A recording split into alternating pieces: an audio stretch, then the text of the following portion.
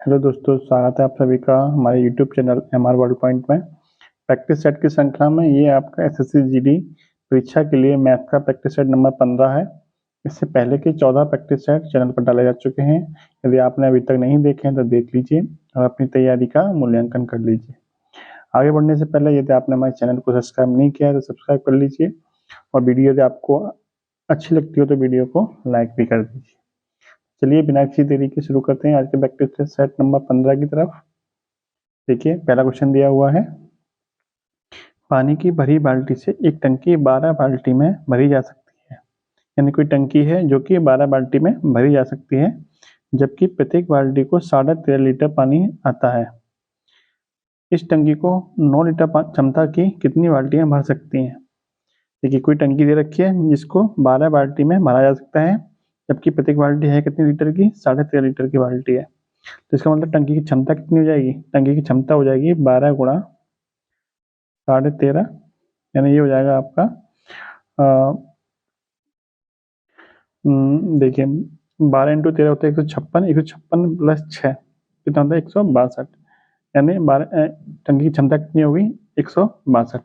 अब इसी टंकी की क्षमता के बराबर कितनी है, कितनी बाल्टी भरनी है आपको। देखिए यदि इस टंकी को 9 लीटर क्षमता वाली कितनी बाल्टियां हो सकती हैं, मान लेते हैं 9 लीटर क्षमता वाली हमारे पास x बाल्टी है, एक्स बाल्टी मिलकर कितना टंकी भर देंगी, 162 लीटर की टंकी को भर देंगी। तो दोनों की वैल्यू क्या जाएगी, बराबर बराबर। तो यहाँ से x बराबर कितना जाएगा 162 बटे में 9, यानी कि 18। आपसे पूछा था कि 9 लीटर क्षमता वाली कितनी बाल्टी भर देंगी, तो हो जाएगा इसका आंसर 18। अगला क्वेश्चन देखिए अगला क्वेश्चन दिया हुआ है, दो संकेंद्रीय वृत्तों के व्यासों की लंबाइयाँ 8 सेंटीमीटर और 10 सेंटीमीटर है, उनके बीच में घिरे क्षेत्र का क्षेत्रफल बताइए।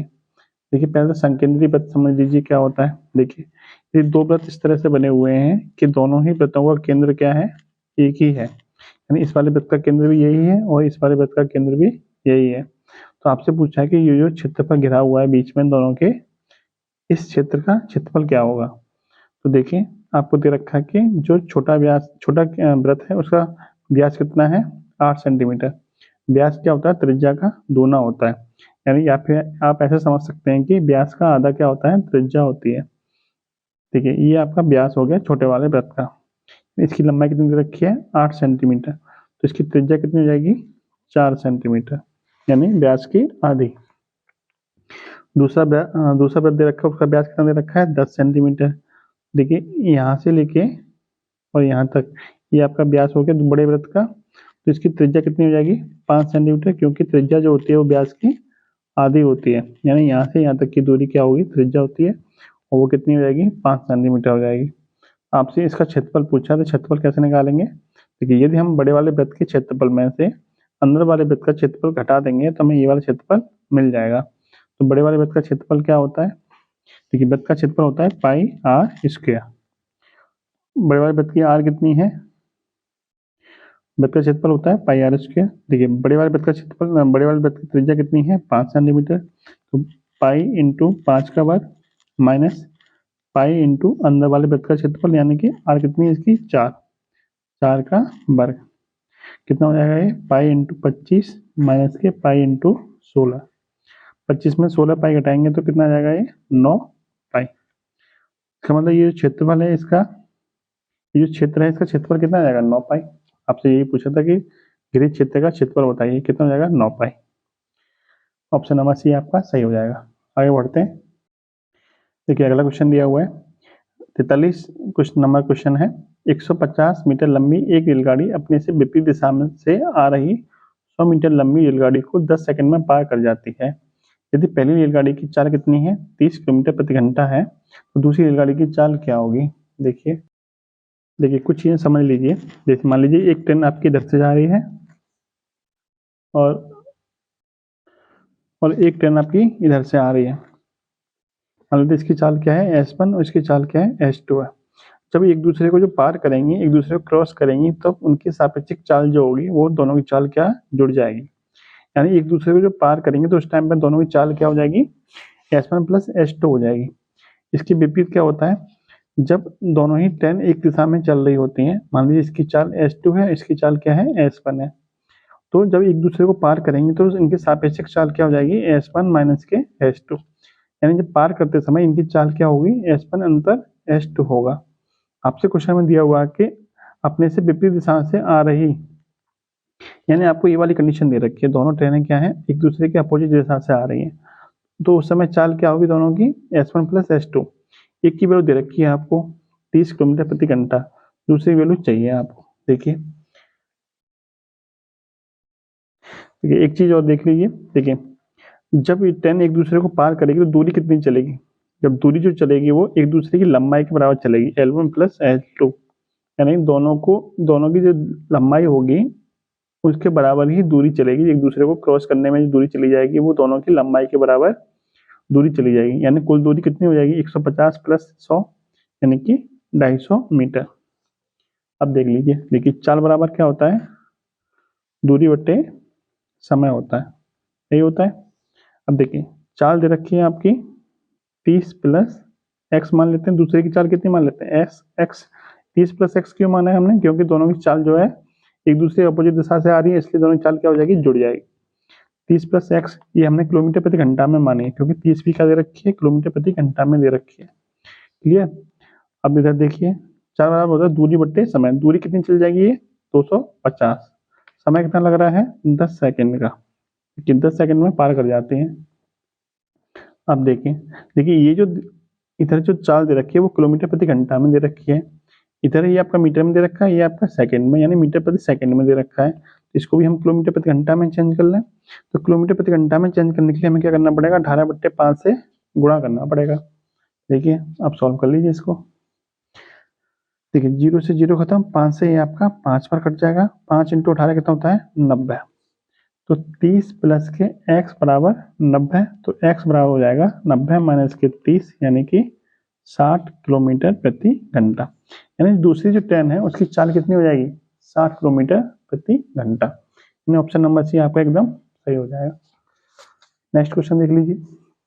देखिए 500 के 2 वर्ष के 2 बैंकों के ब्याज का अंतर कितना है, 250 है, सॉरी 250 नहीं है, 2.50 है। उसकी दरों का अंतर क्या हुआ, उनकी दरों में क्या अंतर आएगा, ये आपसे पूछा है। तो जरा ये बताइए कि 2 वर्ष के लिए जो ब्याजों में अंतर है वो कितना है, 2.50 का है, तो 1 वर्ष के लिए ब्याजों में अंतर कितना हो जाएगा, 1.25 का, यानी इसका आधा हो जाएगा। क्लियर। तो ये जो अंतर है 1.25 यही आपका क्या होगा, 1 वर्ष का अंतर होगा।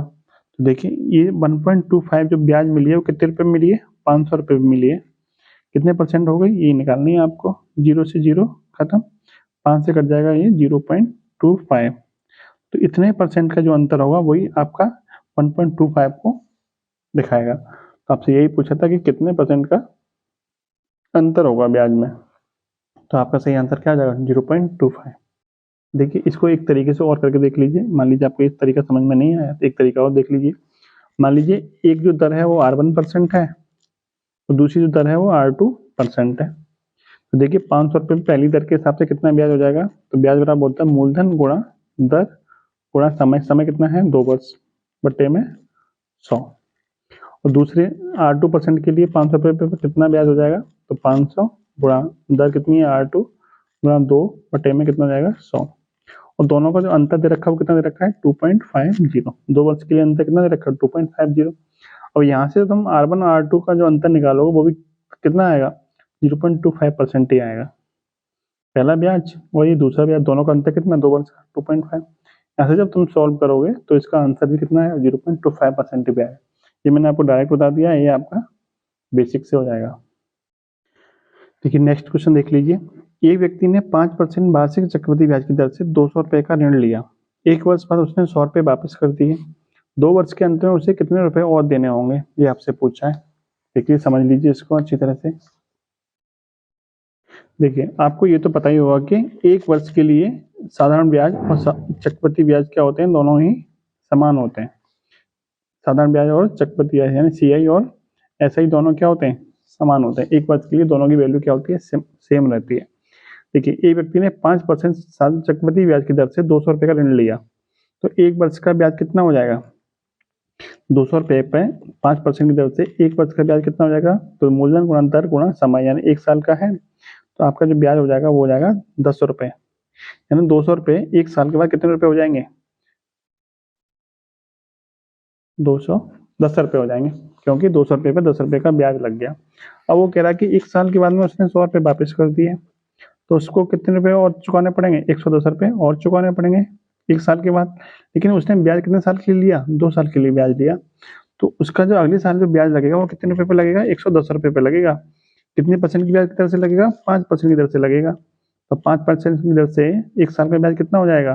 देखिए ये हो जाएगा 5.5 रुपये। तो 110 रुपये तो उसे चुकाने थे, 5.5 रुपये ब्याज और लग गई, तो कुल मिला कितना चुकाएगा वो? 110 प्लस 5.5 यानी कि 115.5 रुपये चुकाएगा। कब चुकाएगा? 2 वर्ष के अंत में। यदि आपसे ये पूछा था 1 वर्ष के अंत में कितना चुकाएगा, तो 1 वर्ष के अंत में तो आपका 210 रुपये चुकाता, उसमें से उसने 100 रुपये वापस कर दिए, 110 रुपये रह गए थे चुकाने के लिए।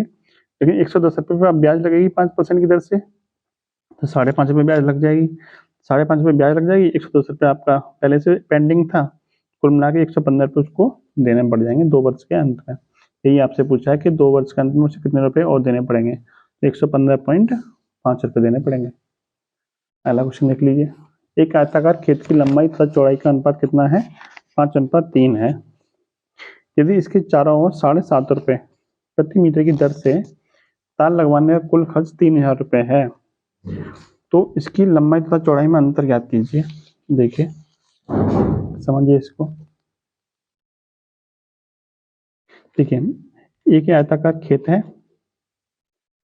इसकी क्या है लंबाई चौड़ाई में अनुपात कितना है? 5:3 का है। इसको हमने मान लिया 5x है लंबाई, चौड़ाई कितनी है? 3x। यदि इसके चारों ओर 7.5 रुपये प्रति मीटर दर से तार लगवाने का कुल खर्च कितना है? 3000 रुपये। देखिए ये तार जो लगेगा वो इसकी परिमाप के बराबर लंबाई की लगेगा।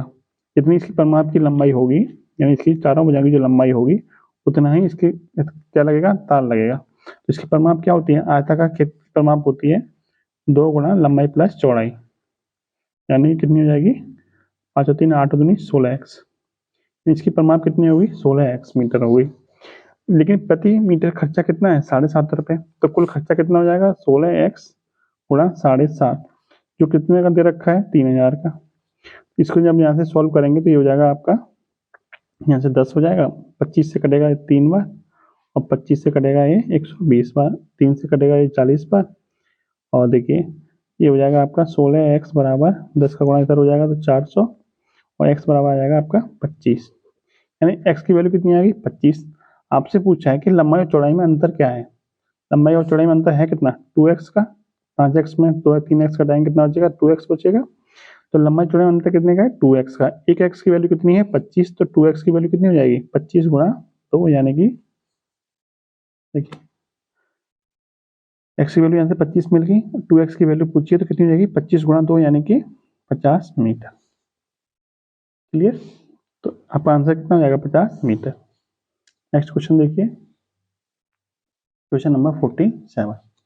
देखिए 29 से बड़ी दो संख्या जिनका मात्रा कितना है? 29 है, लासा इतना है, दोनों संख्याओं का योग क्या होगा? दोनों संख्याओं का योग पूछा है।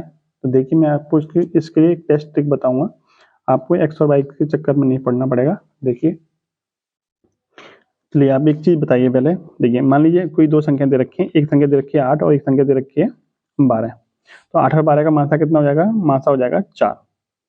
8 और 12 का मासा कितना हो जाएगा? 4। तो जरा ये बताइए कि 8 और 12 ये दो संख्या हैं, तो इनका जोड़ कितना हो गया?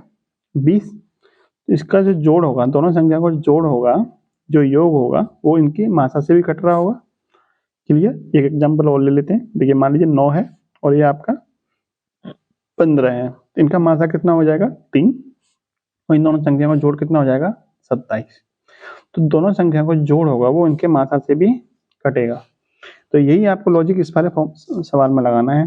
तो देखिए 29 से बड़ी दो संख्या है जिनका मासा कितना है? 29 है, और लासा इतना है, तो दोनों संख्याओं का योग क्या होगा? इनका योग दे रखा है ऑप्शन में। इन संख्या का जो भी योग होगा वो आपके मासा से क्या होगा? कटेगा। ऐसी संख्या ढूंढ लीजिए जो 29 से कट रही होगी। तो जब आप 666 को काटोगे तो ये पूरी पूरी नहीं कटेगी, 669 को काटोगे तो ये भी नहीं कटेगी। एक ही संख्या ऐसी है जो 29 से कट रही है, वो कौन सी है? सी है। तो आपका यही क्या हो जाएगा? सही आंसर हो जाएगा। वरना आपको फिर क्या पड़ेगा, ये एक्स और वाई मानना पड़ेगा। यहाँ से 29x 29y, फिर आपको गुणा करके संख्या निकालनी पड़ेगी, बहुत लंबा पड़ जाएगा। आपको क्या याद रखना है कि जो भी योग होगा वो उनके मासा से कटेगा। मासा मतलब महत्तम समावर्तक से कटेगा। सिंपल, भाग देके देख लेंगे, ये कट रही, सिर्फ ये भी संख्या नहीं कट रही है आपकी, यही कट रही है, तो ये आपका क्या हो जाएगा, आंसर हो जाएगा। नेक्स्ट क्वेश्चन देख लीजिए। ए किसी कार्य को 15 दिनों में कर सकता है एवं बी उस कार्य को 20 दिनों में कर सकता है। यदि भी एक साथ मिलकर 4 दिन कार्य करें तो कार्य का कितना हिस्सा अभी शेष रहेगा। देखिए इसको समझ लीजिए। देखिए ए कितने दिन में कर रहा है, ए कर रहा है आपका 15 दिन में, और बी कितने दिन में कर रहा है, बी कर रहा है 20 दिन में। देखिए ये 15 दिन में कर रहा है, ये 20 दिन में कर रहा है, तो हम इसका कुल काम मान लेते हैं। कुल काम जो मानते हैं हम वो इनके समय के एलसीएम के बराबर मानते हैं। देखिए 15 और 20 का एलसीएम कितना होता है, 60। हमने मान लिया कुल काम है वो 60 है।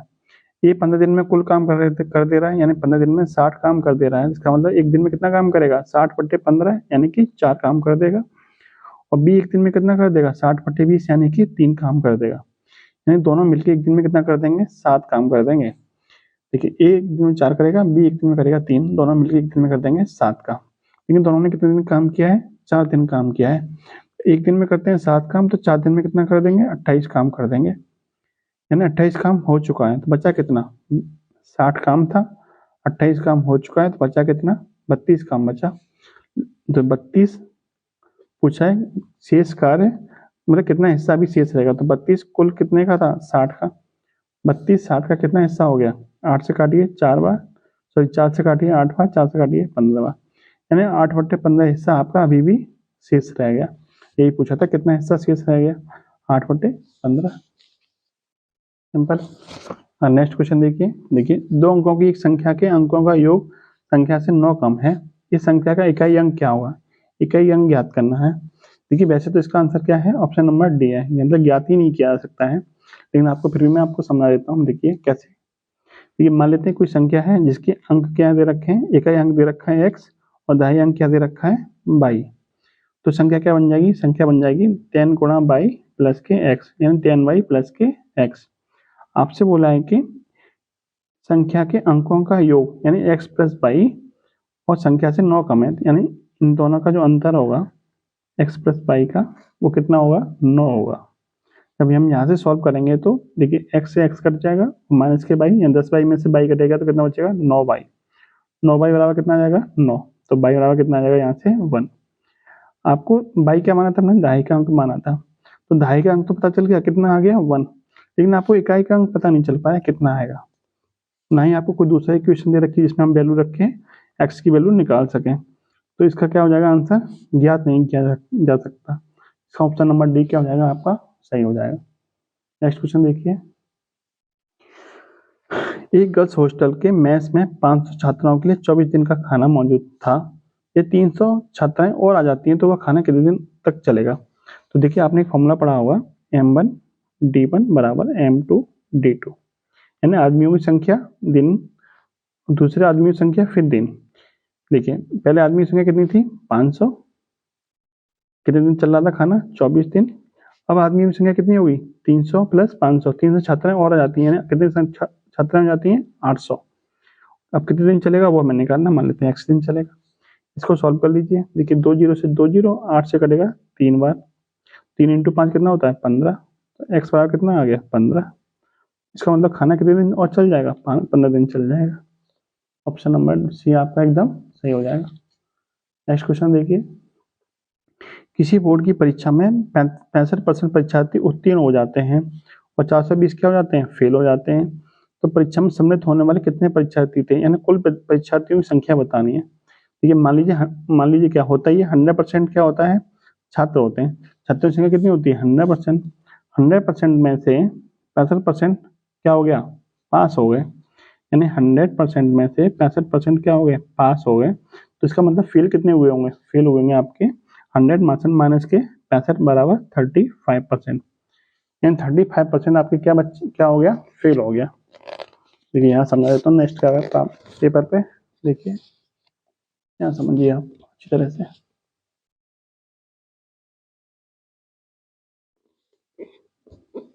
देखिए 100% बच्चे थे जिनमें से क्या हुआ 65% बच्चे क्या हो गए पास हो गए, तो फेल कितने हुए होंगे 100 मान के 65%, यानी कि 35% बच्चे क्या हो गए फेल। लेकिन आपको 35% की वैल्यू दे रखी है कितनी 420, तो 35% की वैल्यू कितनी है 420, 1% की वैल्यू कितनी हो जाएगी 420/35, यानी कि 5 से काट दीजिए, सॉरी 7 से काट दीजिए, 5 बार 7 से काट दीजिए 60 बार, और 5 से कट जाएगा 12 बार, यानी 1% की वैल्यू आ गई आपकी 12। तो आपसे 100% की वैल्यू पूछी थी, कुल परीक्षार्थी पूछे थे कितने होंगे, तो 100% की वैल्यू क्या हो जाएगी 100 गुणा 12, यानी कि 1200। आपका राइट आंसर क्या हो जाएगा 1200, ऑप्शन नंबर सी आपका एकदम सही हो जाएगा। नेक्स्ट क्वेश्चन देख लीजिए। देखिए नेक्स्ट क्वेश्चन क्या दे रखा है, किसी वस्तु का विक्रय मूल्य उसके क्रय मूल्य का 3/4 है, तो हानि अथवा लाभ प्रतिशत ज्ञात कीजिए। देखिए इतना समझिए इसको। देखिए आपको दे रखा है कि किसी वस्तु का विक्रय मूल्य उसके क्रय मूल्य का कितना है 3/4, यानी जो विक्रय मूल्य है वो 3/4 क्या है क्रय मूल्य का। क्लियर। तो जरा यहाँ से ये बताइए कि क्रय मूल्य अपॉन में विक्रय मूल्य बराबर कितना हो जाएगा, क्रय मूल्य इधर हो जाएगा, विक्रय मूल्य इधर चला जाएगा, 4 इधर जाएगा और 3 बटे में आएगा, यानी कि 4/3 हो जाएगा। क्लियर। इस बात का मतलब क्या निकला, इसका मतलब ये निकला कि यदि आपका क्रय मूल्य कितना है 4, तो विक्रय मूल्य कितना होगा 3। इसका मतलब ये हुआ कि कोई वस्तु यदि 4 रुपए की है तो कितने रुपए में बेची जा रही है 3 रुपए में बेची जा रही है। इसका मतलब हमें हानि कितने रुपए की हो रही है 4 माइनस के 3, यानी कि 1 रुपए की हानि हो रही है। कितने रुपए पे हानि हो रही है, हमारे हानि और लाभ की जो गणना होती है वो हमेशा किस पे होती है क्रय मूल्य पे होती है। हमारा क्रय मूल्य कितना है 4, बटे में कितना आ जाएगा 4। ये आपसे परसेंटेज में पूछा है तो परसेंटेज के लिए क्या करते हैं गुणा 100 कर देते हैं, गुणा 100, तो 1/4 गुणा 100, 4 से कटेगा ये 25, कितना आ जाएगा आपका आंसर, तो आपका आंसर आ जाएगा 25%। 25% लाभ हुआ या हानि। अब देखिए 4 वाली चीज 3 में बेची जा रही है तो हमें हानि होगी, क्योंकि 4 पे हमने खरीदी थी 3 की बेची जा रही है, इसका मतलब हमें हानि हो रही है, तो 25% की क्या हो जाएगी हानि हो जाएगी।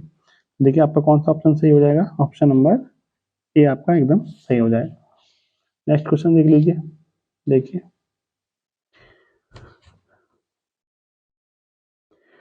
देखिए रंजना भारती के पास 50 रुपए और 100 रुपए के कुल कितने नोट हैं 85 नोट हैं।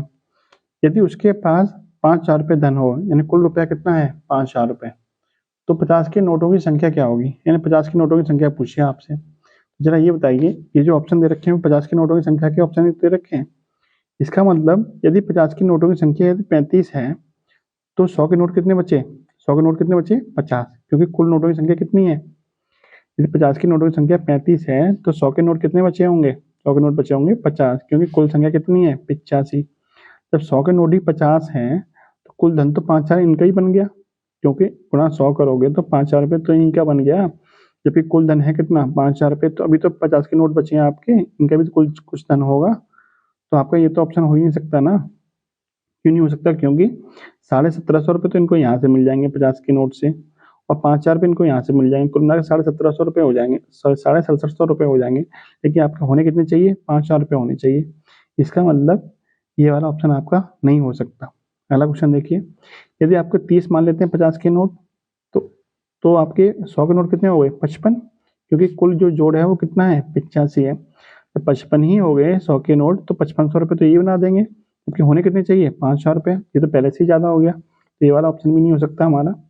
नेक्स्ट देखिए 70, यदि मान लेते हैं हम कि 50 के नोट कितने थे 70, तो 100 के नोट कितने बचे 15, क्यों, क्योंकि कुल नोट कितने हैं 85, तो 100 के नोट 15 हैं, तो ये इनके 15 का कितना धन हो गया 1500, तो ये हो गए, और 70 के हिसाब से 50 नोट हैं, सॉरी 50 नोट के 70 नोट हैं 50 के, तो कितना धन हो गया 3500, 3500 यहाँ से मिल जाएगा और 1500 आपका यहाँ से मिल जाएगा, कुल मिलाकर धन कितना हो गया 5,000 रुपये।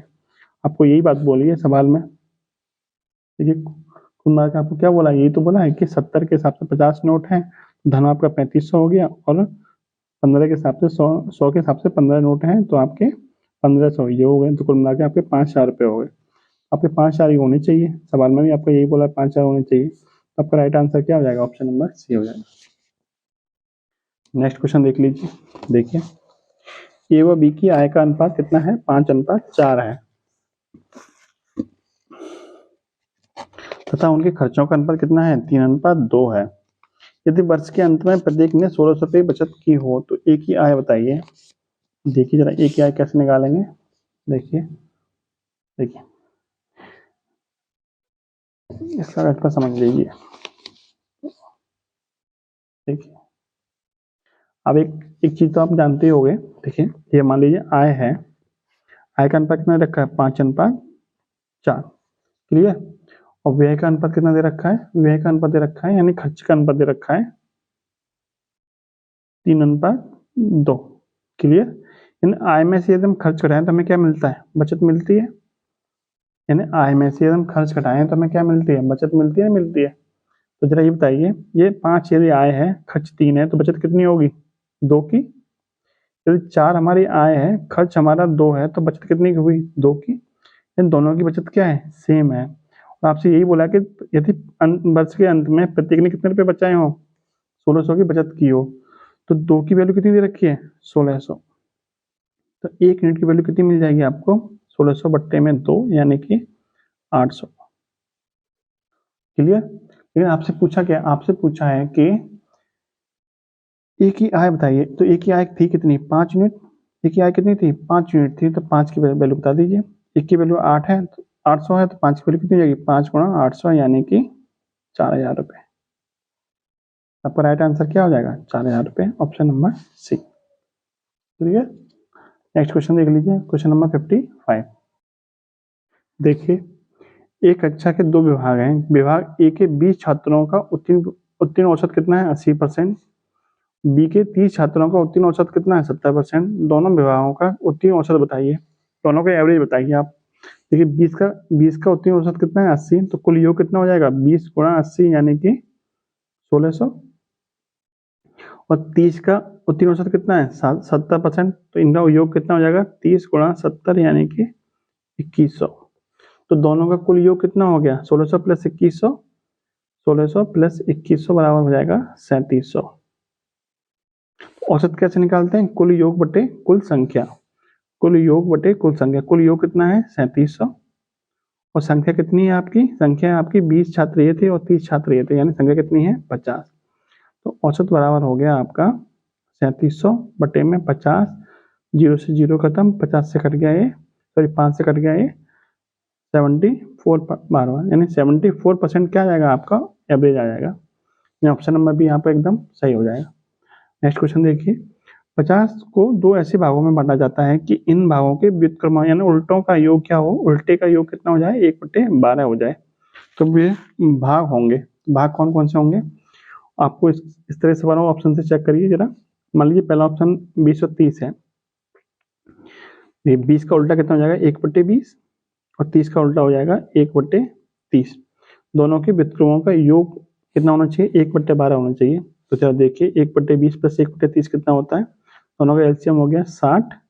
20 से यहाँ आ जाएगा 3 और 30 से यहाँ मिल जाएगा 2। 2 और 3 5, यानी 5/60 बराबर कितना होता है? 1/12। दोनों की व्युत्क्रमों का जोड़ कितना आ गया? 1/12। और यही आपसे बोल रहा है कि 1/12 होना चाहिए। इसका मतलब आपका ऑप्शन नंबर ए क्या हो जाएगा? एकदम सही हो जाएगा।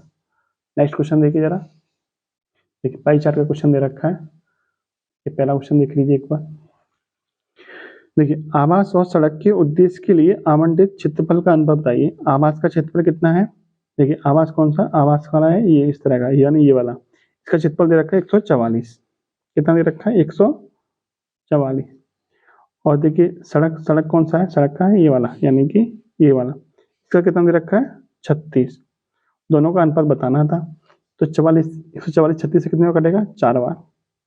36 से कम 36, 36 चौका 144, यानी कितना अनुपात आ गया? 36:4:1। ऑप्शन नंबर बी एकदम आपका सही हो जाएगा।